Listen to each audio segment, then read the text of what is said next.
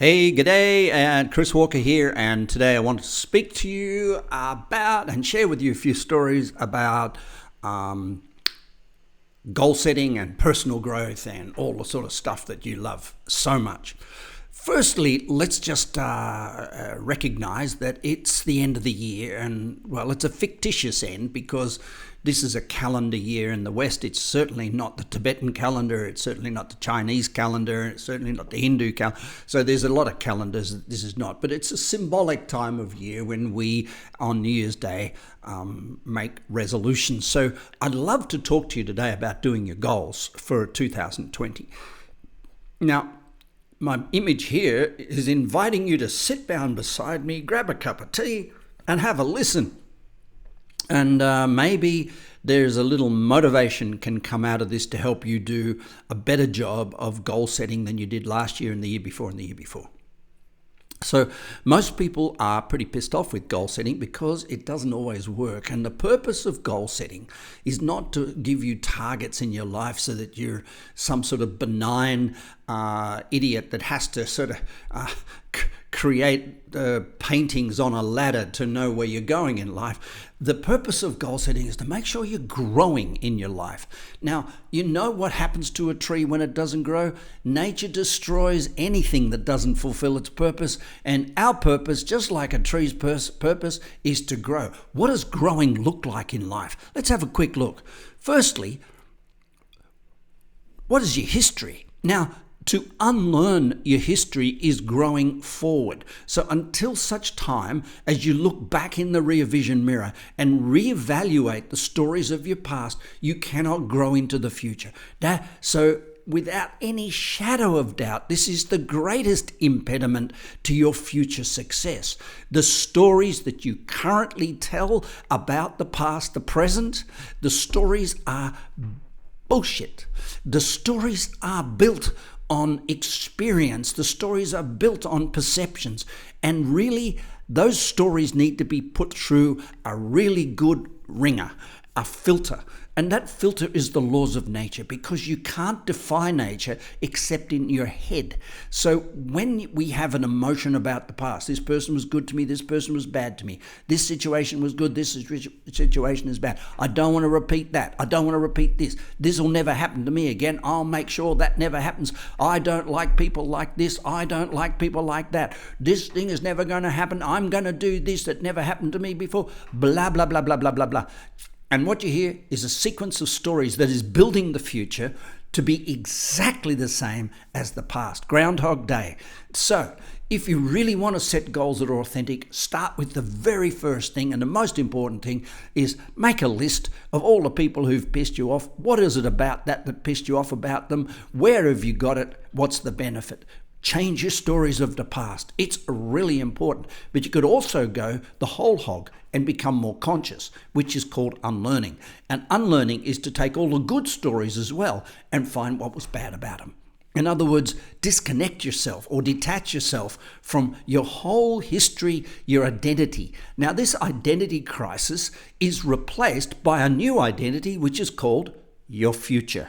So if you really, really, really want to do a really, really, really great job of goal setting for 2020, tell yourself to untell your stories about your dad and your mum and your childhood and your best friend and your worst friend and this failure and that success. Tell yourself to untell those stories. Make them boring. Make them so at a dinner party, you have to remember the bad news or remember the good news to try and cause people to be interested in your story. So what happened to you when you were 15 years old? Well, I had a good and a bad year.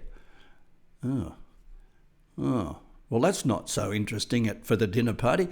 Oh, yeah, but I can tell you a whole lot of bad stuff. Oh, good, we love to listen. Oh, I can tell you a whole lot of good stuff. Oh, good, we love to listen.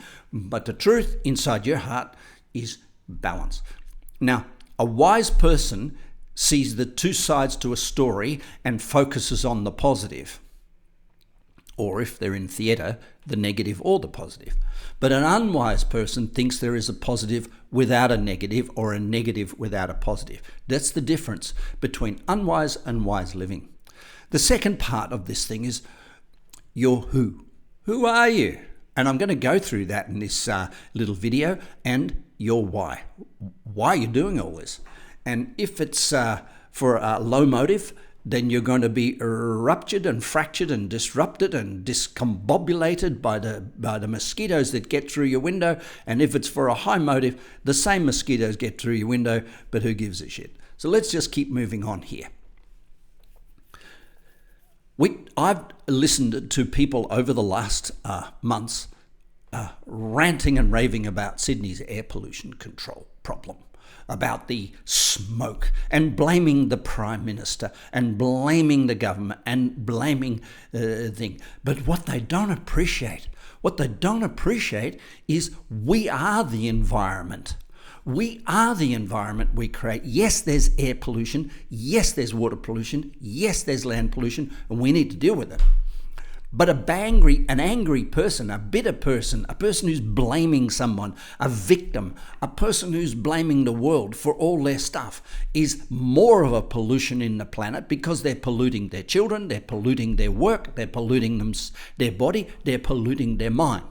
And that pollution is more of a problem than any smoke haze that'll ever come across Sydney. It's more of a problem than all the fossil fuels on Earth, because it destroys more lives, it destroys more health, it destroys more families, it destroys more love than any air pollution or water pollution will ever do for the existence of eternity. So if you want to be an environmentalist, if you want to be a real, genuine greenie, sort it out.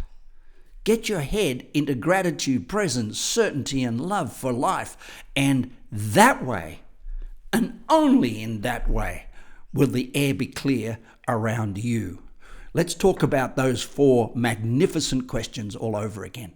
The 4 big questions: your history, your future, your now, and your why. And this is how we grow. And this is why we do goal setting.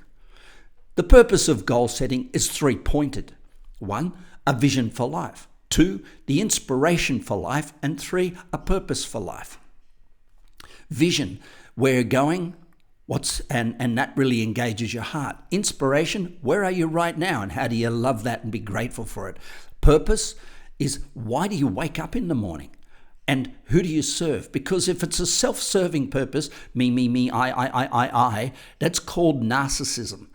The most narcissistic thing we can do on earth is to try and change other people. The most altruistic thing we can do on earth is to recognize we can change our mind.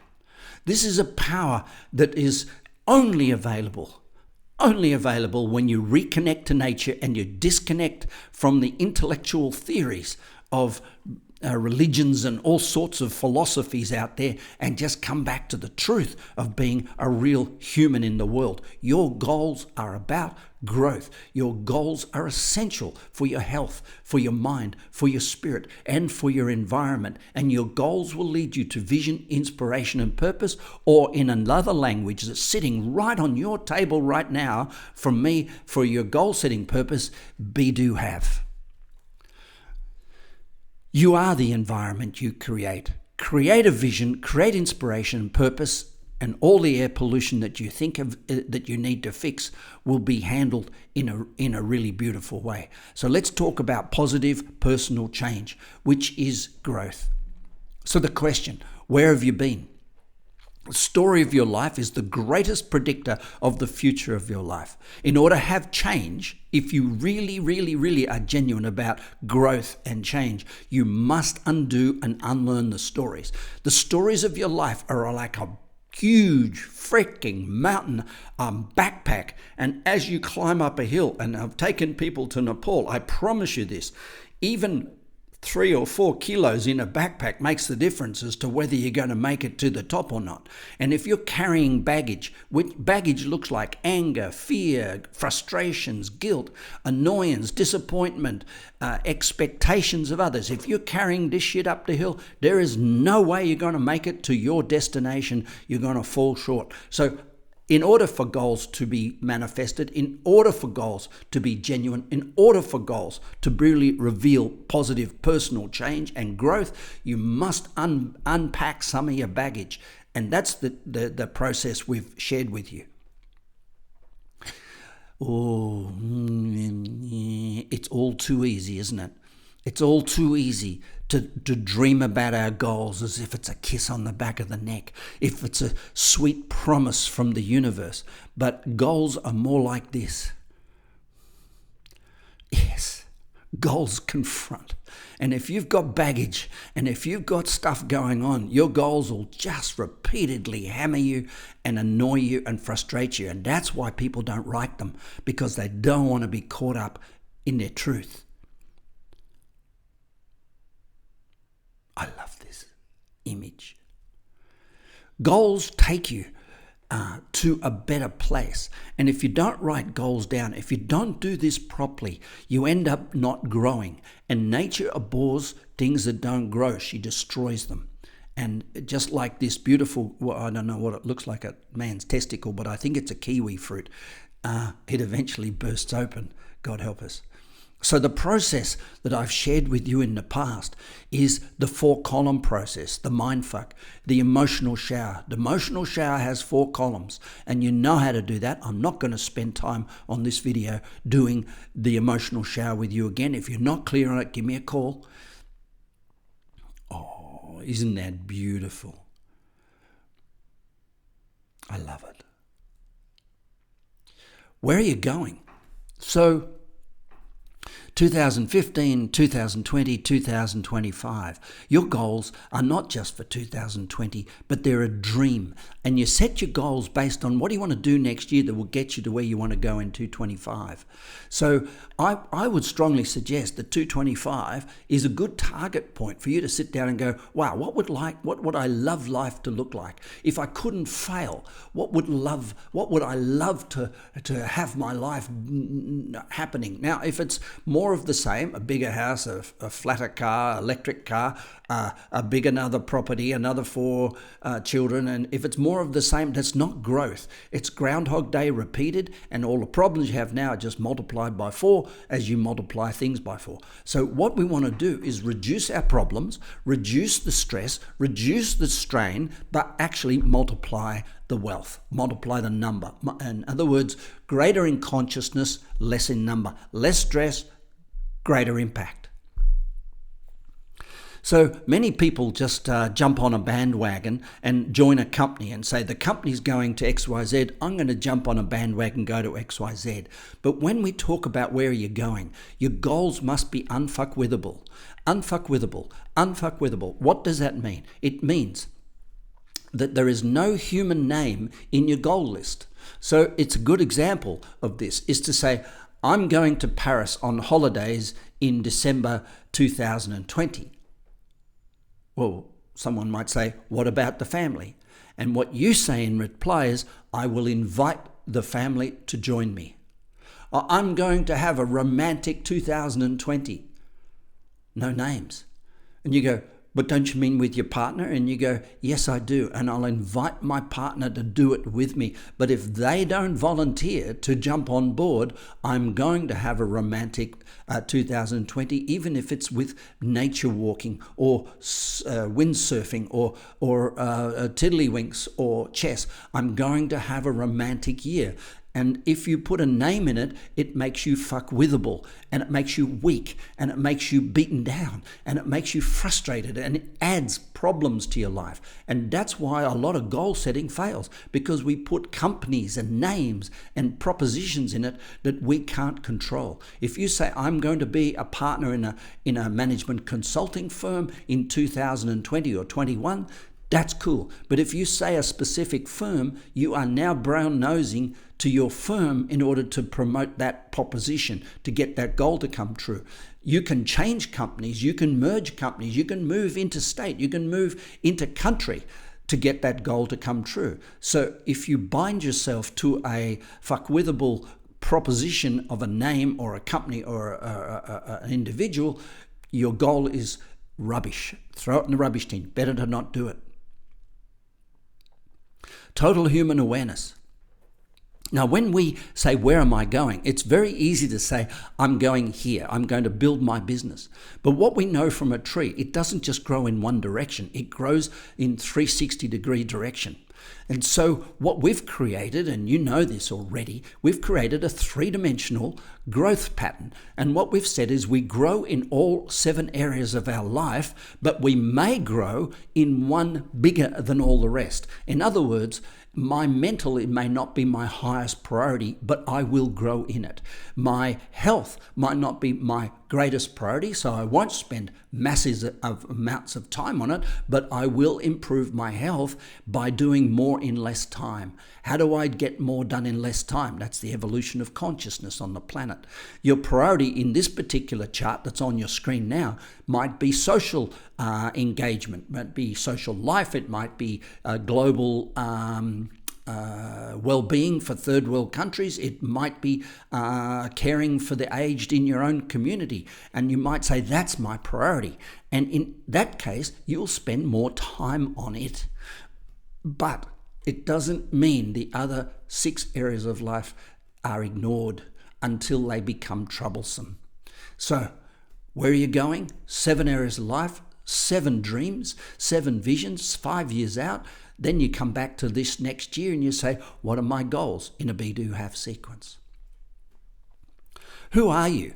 Well, the truth of the matter is, you are a multiplicity of human beings that you can actually adapt into depending on what the need is. If the kids want Santa Claus to come through the door, then you can be Santa Claus, mum or dad. If your boss wants you to dance hula hoops to get something done, dance hula hoops to get something done. If you fix your identity, you're fucked. That's a serious truth. You've got to be able to adapt to circumstances, otherwise you become a confrontationalist. And a confrontationalist might win every battle, but they lose the war in the end. We go down the river, and what we're trying to do is engage people to join us on that journey. And that means you must be able to adapt your identity, your personality to circumstances. Now, if you suddenly have a calling to go out and do good for kids or do good for aged people, and then that personality will be that. And if you suddenly have a calling to be a business leader, you need to know what it looks like to draw the parts of your personality. Remember, every human has every trait.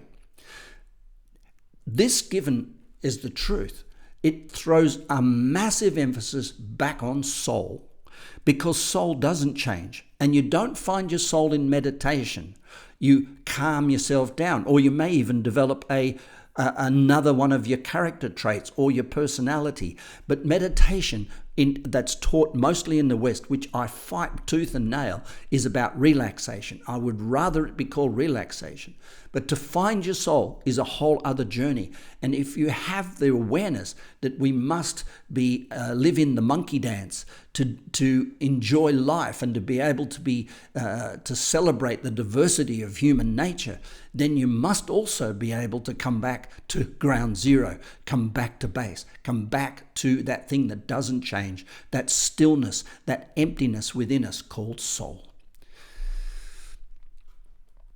In my life, I have done the monkey dance from hither to thither, all over. I've businesses, written books on love and romance, been the guru, been the yogi, been the meditator, been the Zen, been the guy over in swimming the oceans. I've done everything, and each time I do it, my personality just morphs into the situation that I'm working in. Why are you here?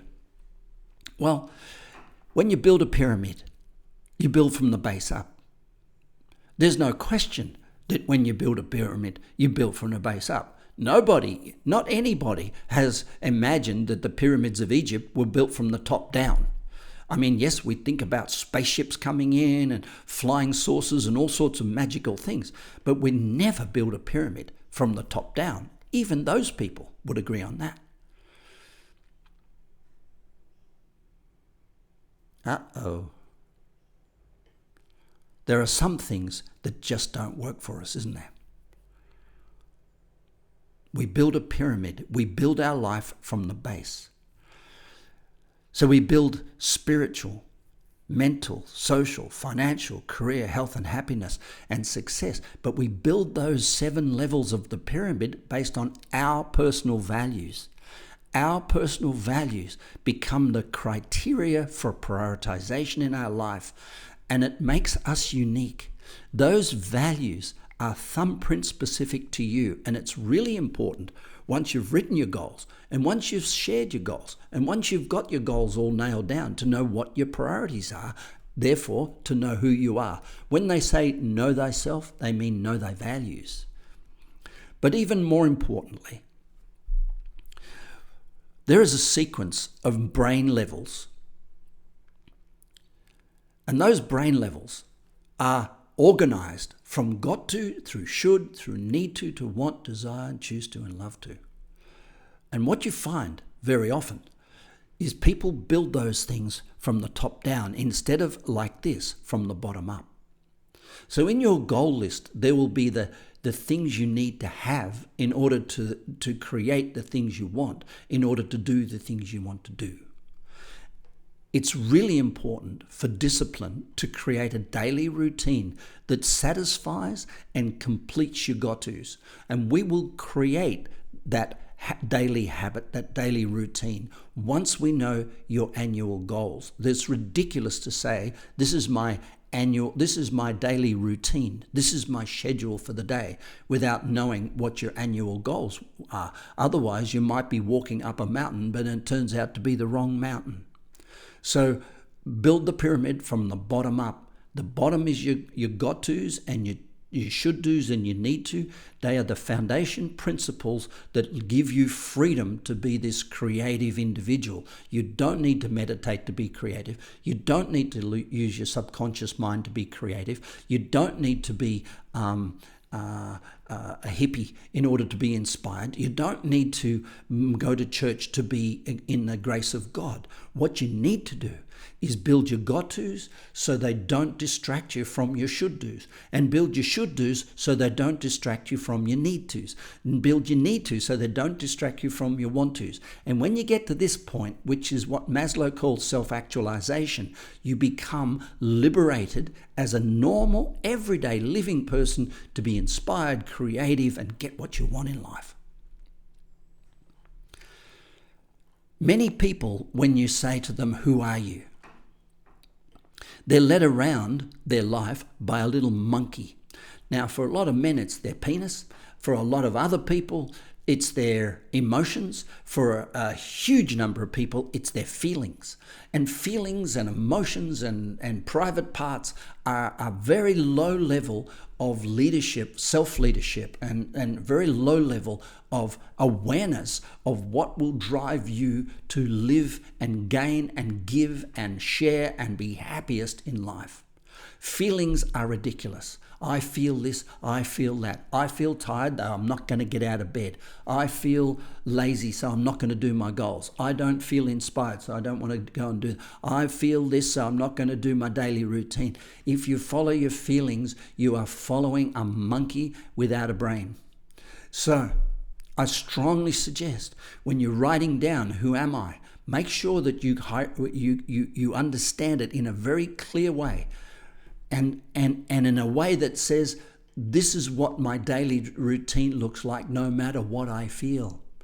And whether you go to Anthony Robbins or John DeMartini or Deepak Chopra or any of the other colleagues I have in the world who teach human development, what you will find out is their greatest enemy in helping people become their full potential is when that person says, I feel this and therefore I'm going to do it or not going. It's a very, very low level of consciousness. So what we do in creating goals, it gives you a chance to know the template no matter how you feel. This is a beautiful man and a beautiful quote. My interest in life comes from setting myself huge, apparently unachievable challenges and trying to rise above them, no matter how I feel. So, getting to know you. Why are you here? Who are you? Where are you going? And where have you been? The 4 questions of life. These questions are called the perennial questions, not perineum, but perennial means they last a long time. I may be saying that wrong, but they're very different questions, aren't they? And I think it's really important for us all to realize that the whole journey of life is about growth. And therefore, every time we answer one of these 4 questions, we grow in the answer. Why am I here? Well, I'm here because I'm doing a podcast. Or what other answer could there be? Because I want to change the world. I want to open the hearts of people all around the planet. I want to make families happier. I want to reduce the suffering. Why am I here? Because I'm a soul and I came to this earth to learn and grow and return from whence I came. Why am I here? And the answer will get bigger and bigger. But we build those answers on truth. We build those answers on the got tos, the shoulds, the need tos, the want tos, the desires to, the choose tos, and then we can be free to answer that question, why am I here, at a love to level. This is really important, and I hope this helps you in creating your goals for the day, for the year, for a lifetime, and for the lifetime beyond this lifetime.